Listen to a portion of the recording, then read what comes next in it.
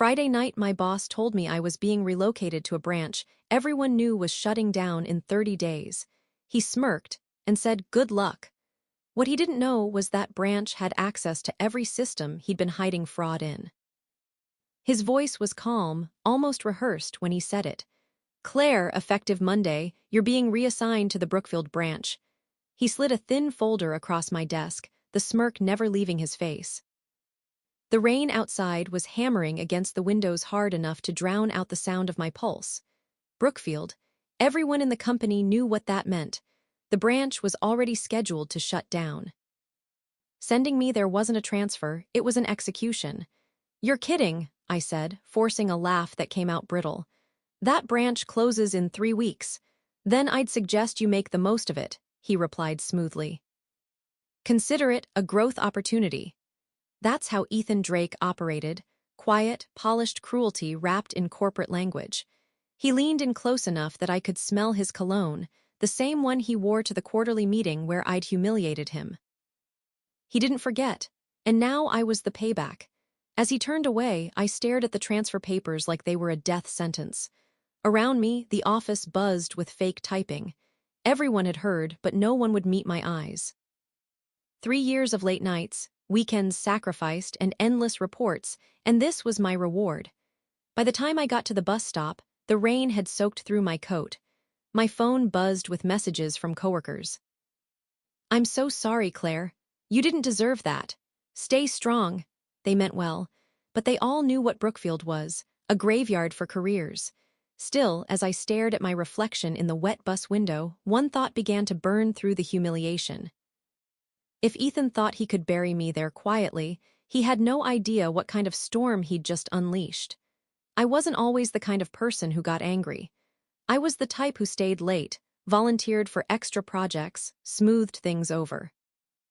I believed in playing fair, in earning respect the slow way. That's how I'd climbed from a part-time teller to branch operations manager in under 8 years. My coworkers used to joke that I bled company blue. I really did believe in what we stood for, helping people, not just numbers. Then Ethan Drake arrived. He came in from another region, young, slick, and already bragging about disrupting outdated models. His favorite phrase. Within 6 months, he'd shut down 2 small-town branches and replaced community banking with high-net-worth targeting. It didn't sit right with me. Our clients were working people, small business owners, retirees who trusted us for decades. But Ethan didn't care about trust, only image. At first, I tried to keep my head down. But then came the quarterly review. He presented this glossy, overproduced slideshow about optimizing clientele demographics. I still remember the heat rising in my chest as I looked at the data, half of it fabricated, the rest conveniently missing context. So I spoke up. I didn't plan to. It just came out. "Actually, Ethan, your projections don't include the retention losses from closing those community branches. If you account for those, this strategy underperforms by 14%. The room went silent. Our VP turned to him, eyebrows raised. Ethan froze, then forced a smile that didn't reach his eyes. "Appreciate the insight, Claire. Let's take that offline." But I'd already embarrassed him in front of everyone. That was the start of my downfall. Over the next few weeks, small things began happening. Project files missing from shared drives. My budget approvals lost in review. A promotion I was lined up for quietly went to someone else. And then came the final blow, my transfer. Brookfield wasn't just a dying branch. It was dead. Everyone knew corporate had already sent out closure notices. Sending me there was like assigning a captain to a ship already underwater. Still, part of me refused to give him the satisfaction of watching me crumble. When I showed up at Brookfield that Monday, I found a strip mall office with flickering lights, broken blinds, and 5 stunned employees who didn't even know they were getting a new manager. A woman in her late 50s, worn but sharp-eyed, stepped forward. "I'm Carol," she said. "Assistant manager. Didn't know they were sending anyone new. You're here to shut us down, I assume." "Not exactly," I said, though we both knew that was a lie. I toured the branch, dusty desks, obsolete computers, and a lingering smell of old coffee. It was depressing. But something caught my eye on the bulletin board near the break room, a faded flyer from the city council announcing the Riverside Innovation District project. That name sparked something in my brain. I pulled out my phone and checked the city's development website. My jaw dropped. The Brookfield branch wasn't in a dying area anymore. It was sitting 4 blocks away from a billion-dollar redevelopment zone, packed with new small businesses and startups desperate for local banking. And headquarters had completely missed it. That night, I didn't sleep. I kept staring at the map, at that blinking construction zone that no one at corporate had even noticed. Ethan hadn't just sent me to die. He'd sent me to the one place that could make or break the company's future. The difference was, I was going to make sure it broke him. By Tuesday morning, I was done playing along. If Ethan wanted me to disappear quietly, I was going to do the opposite, make so much noise that the whole damn building shook. Carol, my assistant manager, was the first to notice something had changed. "You're here early," she said as she unlocked the doors at 7:30. "Couldn't sleep," I told her, spreading maps and printouts across the breakroom table. "I think I just found a way to save this place." She raised an eyebrow. "You do realize corporate already scheduled the decommissioning crew, right? They'll be stripping the tech out in 3 weeks. "I'm not trying to save the building," I said, grinning for the first time in days. "I'm saving what it stands for." I explained the redevelopment plans, the Riverside Innovation District, a cluster of over 200 new businesses, all within walking distance, and none of them had local financial support. Corporate hadn't just ignored them, they didn't even know they existed. Carol's skepticism softened. "So, you're saying we go rogue?" "I'm saying we do what this company used to do," I said. "Serve the people no one else pays attention to." By noon, I had the whole team in the break room, 5 exhausted employees who'd already packed half their desks and accepted their fates. "Look," I said, pacing in front of them. "We can either count down the days until we're unemployed, or we can prove corporate wrong. What if we get 50 new business accounts in 30 days? They laughed, not meanly, just the hollow laugh of people who have given up hope. "Claire, even if we could, they wouldn't care," said Daniel, our loan officer. "Headquarters already buried this branch." "Then we go over their heads," I said, my pulse thudding. "Straight to the executive committee." That got their attention. Within hours, we were planning a guerrilla campaign. We couldn't access marketing budgets or resources, so we created our own. Carol's son designed flyers. Daniel knew a few small business owners and started making calls. Mia, our youngest teller, began mapping out every new startup within the district. I used my personal laptop to make presentations since our computers were too old to even open the company's software. That night, while the others went home, I stayed. The fluorescent light hummed overhead as I built a full pitch deck, charts, revenue projections, everything. By midnight, I had something solid. The numbers were staggering. If we could even convert 10% of the new district's startups, we'd outproduce some of the companies, elite branches Ethan worshipped. I should have felt triumphant. Instead, I felt something else, a creeping sense of danger. Ethan was not the kind of man who ignored challenges, and I had just declared war without realizing he'd already started his. The first hit came the next morning. An email, marked urgent, mandatory training. Every Brookfield employee was required to attend daily, closure transition, meetings downtown, 4 hours a day for the next 2 weeks. It was deliberate sabotage. He wanted to keep us away from the branch long enough to kill any momentum we built. Carol looked up from the email pale. "He knows." "Yeah," I said quietly, "he knows." I forced a smile I didn't feel. "Then we play smarter." We work in shifts. Half the team would attend the useless training sessions while the other half stayed behind under the excuse of system updates. That night, I emailed my old mentor, who now worked in another region. His reply came 5 minutes later. "Be careful, Claire. Ethan's not just after your job, he's protecting something." Protecting what? The thought kept echoing in my head as I closed my laptop. Something told me this wasn't just about revenge anymore. Ethan had buried something in Brookfield, and I was standing right on top of it. Friday morning, I showed up at the branch to find 2 IT guys unplugging our computers. "System migration," one of them mumbled without looking up. "Order from regional," I froze. "We're a closing branch," I said. "Why would you migrate anything?" He shrugged. "Just following instructions." By noon, our phones stopped working too. Temporary outage, they said, but it wasn't temporary, it was deliberate. Ethan was cutting off our oxygen. I gathered the team in the conference room. Everyone looked defeated again. Carol rubbed her temples, Daniel swore under his breath. "They're trying to kill us," Mia said quietly. "Then we work like ghosts," I told them.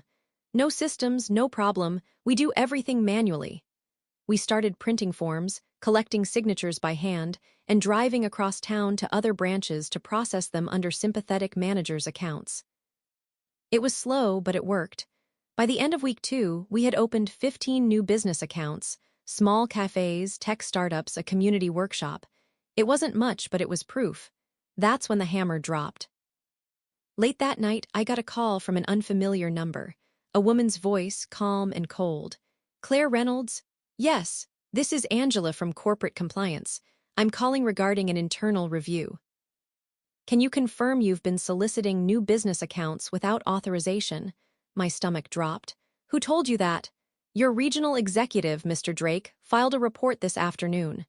For a second, I couldn't speak. Ethan hadn't just sabotaged us, he'd officially accused me of violating company policy. "This is insane," I said finally. "We're trying to save a branch you all abandoned." The woman sighed. "I'm just doing my job, Ms. Reynolds." "You'll receive a formal notice Monday. In the meantime, I'd suggest discontinuing all outreach efforts." When the call ended, I just sat there, staring at the flickering fluorescent lights. He'd trapped me. The next morning, Carol found me in the office before sunrise, hunched over a pile of papers. "You didn't go home." I slid the report toward her, an email printout from a friend in compliance. It confirmed Ethan had accused me of financial misconduct. Not just unauthorized outreach, but manipulating client records to inflate numbers. He was framing me. I felt physically sick. "He wants you fired," Carol whispered. "No," I said quietly. "He wants me disgraced." And then, while she watched, I did something I hadn't planned on. I opened my personal Gmail and typed an email to someone I hadn't spoken to in over a year. To alex.harding@outlook.com. Subject: Need a favor. Urgent. Alex and I used to date back when he worked in corporate analytics before he left the company in disgust over ethics concerns. He knew how the system worked. Within an hour, he replied, "Claire, I knew Ethan was dirty. He's not trying to bury you, he's trying to erase something. Check the property records around Brookfield. Look for shell accounts. He's been hiding transactions there for months." I stared at the message, pulse pounding. I opened the city's business registry database and typed in the parcel number for the strip mall where Brookfield sat. My hands shook when I saw the owner's name. Riverfront Holdings, LLC. A company registered just 6 months ago. Listed under an anonymous trust. But when I traced the paperwork further, one name appeared, E. Drake, as consultant.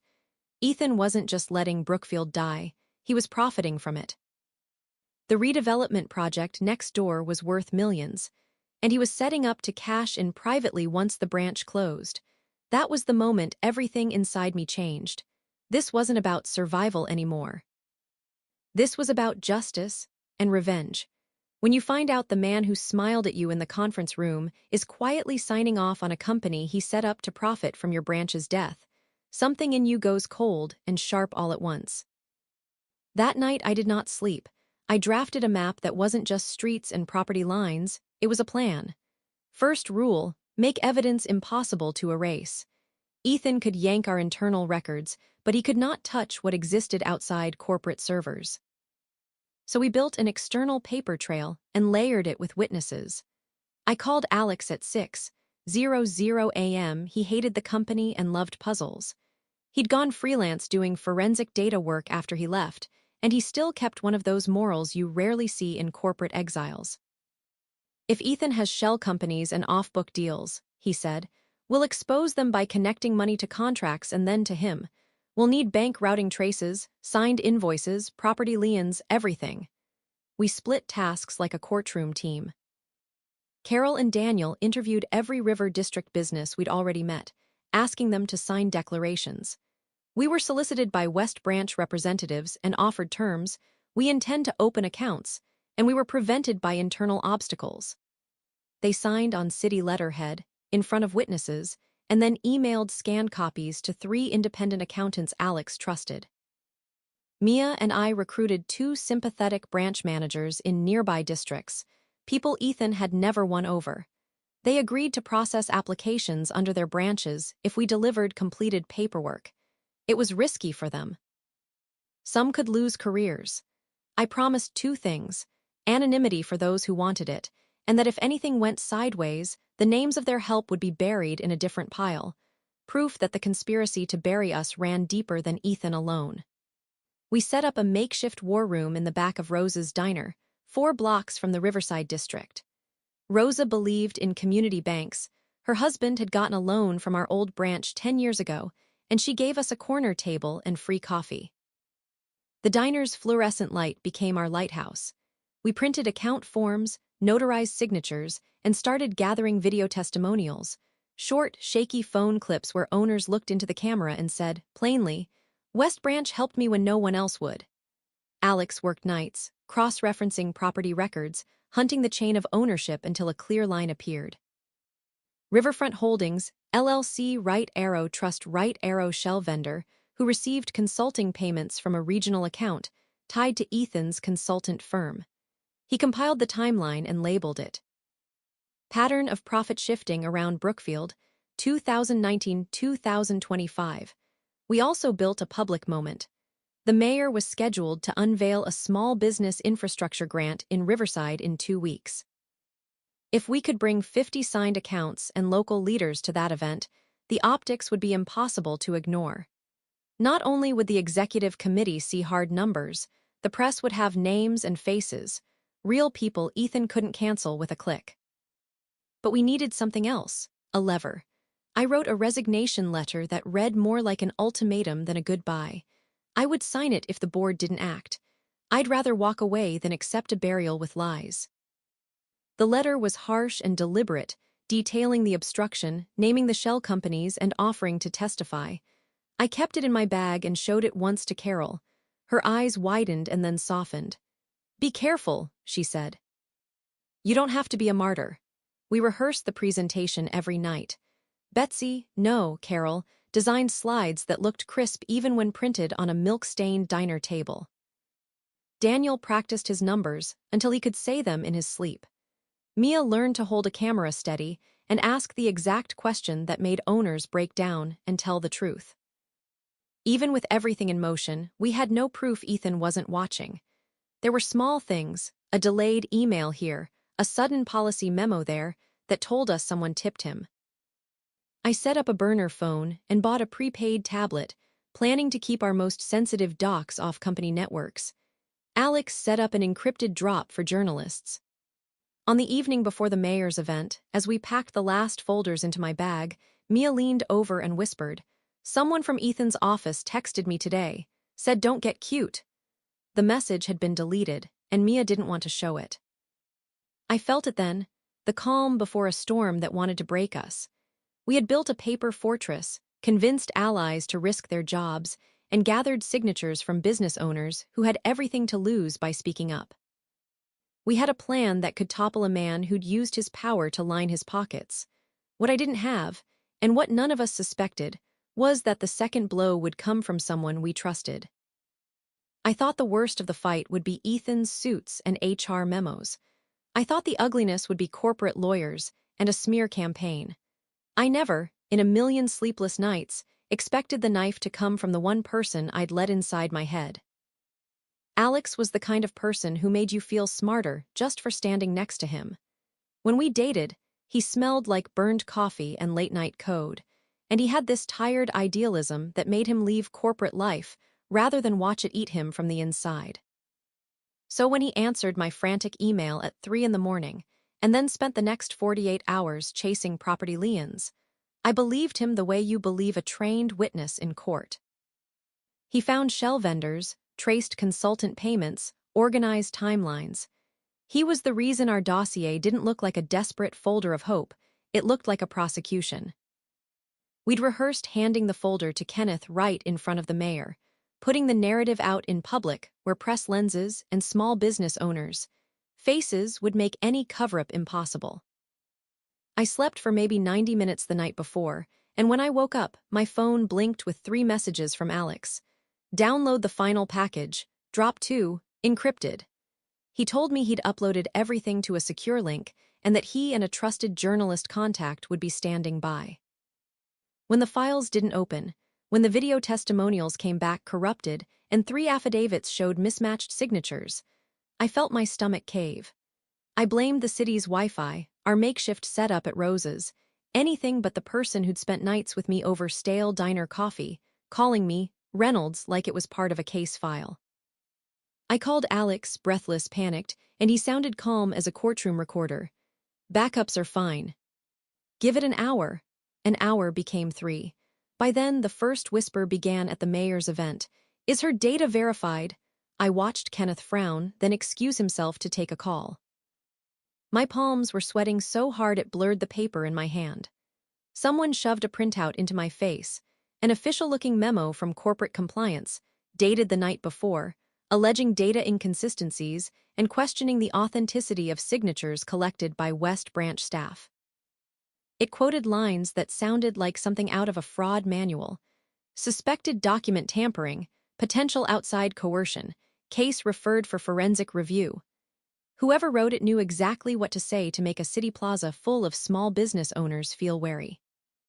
When I confronted Alex in a corner of Rose's after the event, I saw the thing I didn't want to see: hesitation, then a brittle, practiced expression. He admitted, carefully, as if testing me.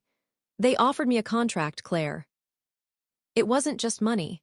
They told me about a lawsuit, something from years ago that would have ruined everything I'd rebuilt.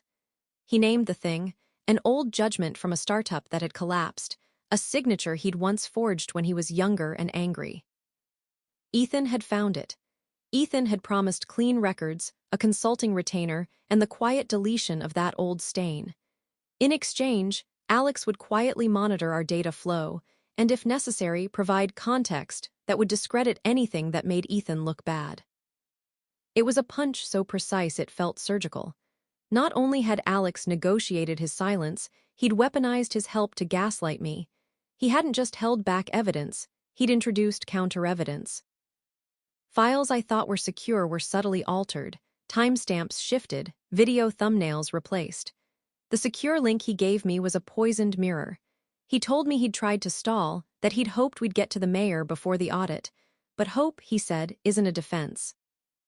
I remember smelling the diner coffee, then bitter and useless, and hearing the conversations around us slow down into a background hum.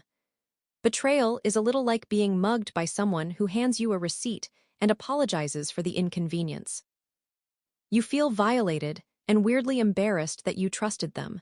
When he left, he said the phrase that had been his most defensively honest quality all these years. I'm sorry. It was the kind of sorry that admits nothing and offers everything. I wanted to scream. I wanted to throw the folders, the notarized statements, the phone with the corrupted video, anything. Instead, I folded all the documents back into the same black portfolio I'd carried for weeks and walked to the nearest public payphone, because after Alex, I trusted nothing connected to our devices. The betrayal didn't just hurt, it rewired everything. My plan had counted on 2 kinds of enemies, corporate men like Ethan and the systems they abused. I hadn't planned for friends who traded loyalty for self-preservation. Now we had to assume any ally might be compromised. The signatures we'd collected could be questioned, the videos could be reconstituted as tampered evidence, and my cousin's cousin in the city hall could suddenly become a hearsay source. That night, our team watched our momentum unravel in the glow of a diner TV, headlines flickering with careful phrasing. Branch allegations, disputed documents, and possible misconduct. Our celebration had vanished into a smear. As the room cooled and the city lights bled into the rain, a new clarity settled in my chest. I had found one enemy I could destroy with facts: Ethan's paper trail linking him to Riverfront Holdings. I had one more task: find the missing piece Alex had been paid to erase. But to do that, I needed to know why someone like Alex could be bought, and what else Ethan would trade to keep his secrets. When I pulled my phone out again, there was a single text from an unknown number. You have 12 hours before the board meets. They're ready to vote, don't blow it. I didn't know if it was a threat, a warning, or a lie. But I did know one brutal truth. The man I thought I loved as an ally had just become the thing that could finish us. The next move would have to be surgical, and it would have to expose not just Ethan's greed, but the way he'd turned people I trusted into weapons. When you finally get to the man behind the curtain, it's never the thing you guessed. It's not just greed in a general sense. It's a much cleaner, colder calculus, one that treats people as numbers on a spreadsheet and then smiles when the line goes in the right direction. I remember the exact moment I understood what Ethan had been doing. It wasn't in a boardroom or an interrogation room. It was in a thin stack of invoices Alex flagged for me, consulting retainers paid to Riverfront Holdings that matched exactly with purchase orders for vacant lots around the Riverside district. The invoices were bland, bureaucratic: market assessment, logistics consulting, property facilitation. But when you cross-reference the dates with the branch closure memos and the timing of forced account transfers, you begin to see the pattern. It wasn't a single dirty deal. It was a repeating machine. Ethan's plan was surgical. He closed branches that served working-class neighborhoods and minority communities, always the ones with solid deposits but low visibility. He pulled the customers' high-value accounts into other branches the week before evaluation periods, so his favored branches looked more profitable on paper. He slowed technology upgrades and marketing for branches he intended to sink. Then, once a branch started hemorrhaging customers because the company had purposefully starved it, he used those performance declines as justification to shutter it. Once a building was declared obsolete, property values dropped. Private developers moved in. Ethan's shell companies, or his consultant network, were waiting with cash to buy undervalued parcels. He built a loop where his corporate decisions forced market shifts that benefited his outside holdings. He literally rewired the market to funnel public redevelopment money into his pockets. But the worst part wasn't the money. It was his mindset. Ethan did not see people as collateral damage. He saw them as a variable to optimize. I found emails where he referred to problematic neighborhoods and non-scalable demographics. And then, in a separate chain, congratulated a partner on securing off-market acquisitions. He boasted to a colleague about how easily you could manufacture underperformance if you controlled the levers. Limit branch advertising, cut customer-facing staff, reroute high-value accounts. It was admission and also instruction. He'd perfected the playbook across 3 regions. Brookfield was just another chess piece. The executives who benefited were either oblivious, complicit, or too proud to look. Those he could not buy, he neutralized. Those who embarrassed him at quarterly reviews were reassigned to dead branches, quietly discredited. His email calling my questions unguided interference was vintage Ethan. He treated dissent as a liability to be erased. There's a particular kind of cruelty in using bureaucracy as a weapon. It's slow. It outsources the dirty work to memos and policy changes, so the human cost remains abstract. Entire lives are rearranged by effective immediately lines in a document. You watch people you've worked with for decades pack their boxes, and someone else writes a press release celebrating strategic realignment. And then there's the personal layer I couldn't ignore. Ethan's contempt for communities like mine wasn't hidden. It was polished. He used coded language to justify decisions that would hollow out minority neighborhoods. He leveraged the city's redevelopment as a cover, a plausible deniability. Oh, the district is changing. But he engineered the change to line his pockets. He monetized displacement. When I read the final chain, a forwarded message where Ethan told a development partner, "Keep the noise low. Let them think it's corporate. We buy low, flip high." I felt a coldness settle over me that wasn't fear. It was rage sharpened into clarity. This man wasn't just corrupt. He was comfortable with ruin. He didn't just profit from systems. He weaponized them. He orchestrated people's unemployment the same way someone else might move stock options. That's the real horror. The knowledge that the thing you loved, the idea that a bank could help a neighborhood, was used as cover to devour it. Ethan hadn't simply made a bad strategic call. He had built a deliberate machine of extraction, and he'd been testing it on small branches until he could scale it. There was no redemption in his motive. No desperation. No tragic backstory. Just a cold, efficient plan to transform human lives into balance sheet wins. And once I saw that, there was only one sensible response left. Make sure his machine never ran again. The night before the board meeting, the city was a rainstorm of flickering lights and leaking secrets. I hadn't slept for 2 days. My team and I were back in Rose's diner, coffee cups, folders, receipts, all spread out like a battlefield map. But this time, I wasn't just planning to defend myself. I was going to bury him. Alex was gone. The damage he'd done was permanent, but not complete. When he sabotaged our files, he missed something. The physical paper invoices, the signed checks. He couldn't corrupt what he didn't know existed. Carol had kept a duplicate binder. She'd made one for reference weeks earlier and forgotten to delete it from her home printer queue. That binder, covered in greasy fingerprints and coffee stains, was the only unaltered copy of the real numbers.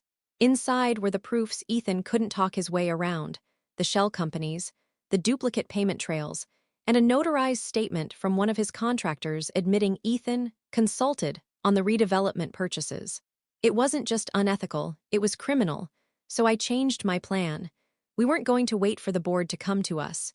We were going to bring the evidence to them and to the public.